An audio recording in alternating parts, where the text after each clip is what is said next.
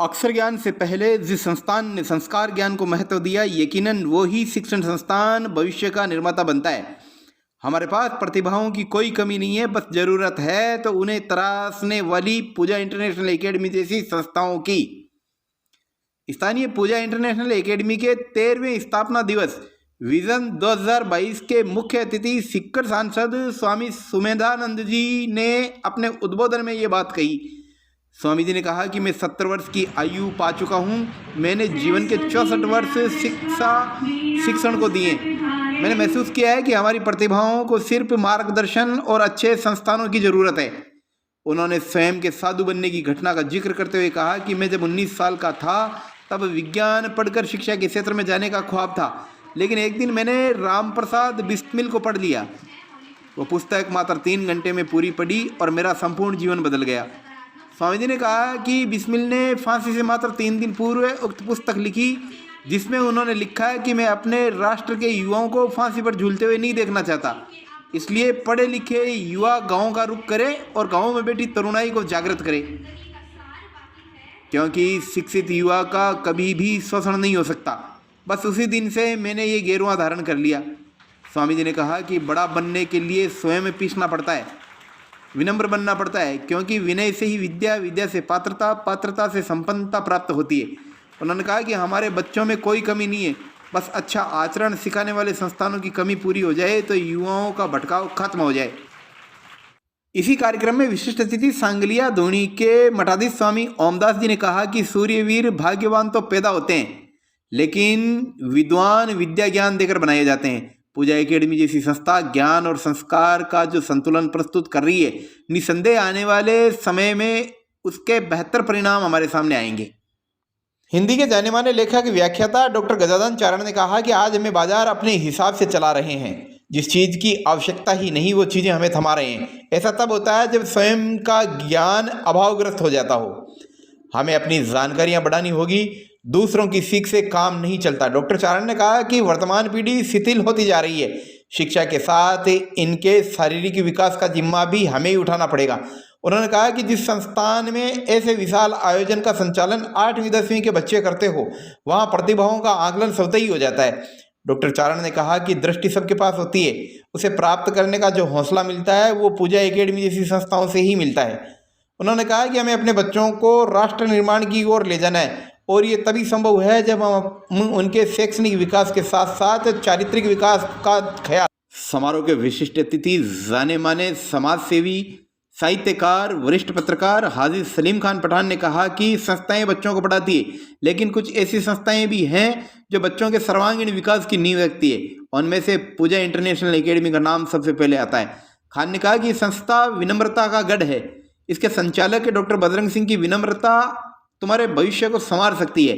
खान ने कहा कि मार्क्स कम आना, ज़्यादा आना कोई बड़ी बात नहीं है, बल्कि बड़ी बात यह है कि संस्था में अध्ययन के दौरान आप में बदलाव क्या क्या आए। आपने शारीरिक, मानसिक, आध्यात्मिक और सांस्कृतिक तौर पर जो पाया है उसे जीवन में जरूरत के वक्त काम लेना और स्वयं को सफल बनाना है। उन्होंने संस्था के क्रियाकलापों की भूरी भूरी प्रशंसा की। समाजसेवी एवं बिंदल हॉस्पिटल के निदेशक नटवरलाल बिंदल ने कहा कि पूजा एकेडमी ने केवल क्षेत्र का शैक्षणिक स्तर ही नहीं सुधारा है, बल्कि इनकी वजह से दूसरे व्यवसायों, उद्योगों, उपक्रमों को भी पनपने का अवसर मिला है। क्योंकि कोई भी बड़ा उपक्रम जब लगता है तो उसके कार्मिकों के सामने बच्चों की शिक्षा का सवाल सबसे पहले खड़ा होता है, और सवाल का माकूल जवाब पूजा इंटरनेशनल एकेडमी ने दे दिया है। विशिष्ट अतिथि कर्नल राजेंद्र सिंह राठौड़ ने कहा कि बेटियों के लिए अब सेना के द्वार खुल चुके हैं। आप बड़े पदों सहित सैनिक भी बन सकती हैं।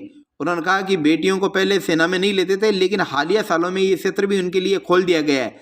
आप बढ़ चढ़कर भारतीय सेना का हिस्सा बनने के लिए अपने आप को तैयार करें। में बतौर विशिष्ट अतिथि पधारे सीए रोहित रुएटिया ने कहा कि विद्यालय में नारी सशक्तिकरण का जो नायाब नमूना देखने को मिला है, इसे कभी नहीं भूलूंगा। रुएटिया ने कहा कि मैं महानगर में रहता हूं, लेकिन ऐसा संतुलित भव्य आयोजन आज तक नहीं देखा। उन्होंने कहा कि सामने बैठी ये बच्चियां हमें बता रही है कि आने वाला समय बेटियों का होगा।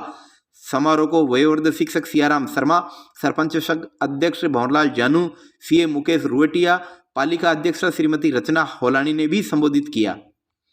इस दौरान विजन 2022 के अवसर पर विद्यालय ने अपनी 50 से ज़्यादा प्रतिभाओं को उत्कृष्ट प्रदर्शन, foundation, NEET, JEE, army, national games में कीर्तिमान स्थापित करने के लिए सम्मानित किया।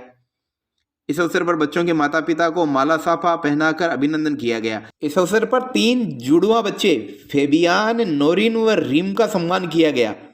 आपको बता दें कि उन्होंने प्रवेश वर्ष 2017 से लेकर के आज दिन तक एक दिन भी स्कूल से छुट्टी नहीं रखी, इसलिए उनकी माताजी को मंच पर बुलाकर अभिनंदन किया गया। कार्यक्रम के समापन पर आभार ज्ञापित करते हुए संस्था निदेशक इंजीनियर रणजीत सिंह राठौड़ ने कहा कि बच्चों, आज का दिन इतिहास के पन्नों में अमर है। संतों, शिक्षकों, साहित्यकारों, कामयाब लोगों द्वारा जो उद्बोधन आज दिया गया है, उसका अगर आपने 1/4 सभी शिद्दत से स्वीकार कर उस पर मनन कर लिया तो आपका जीवन सफल है।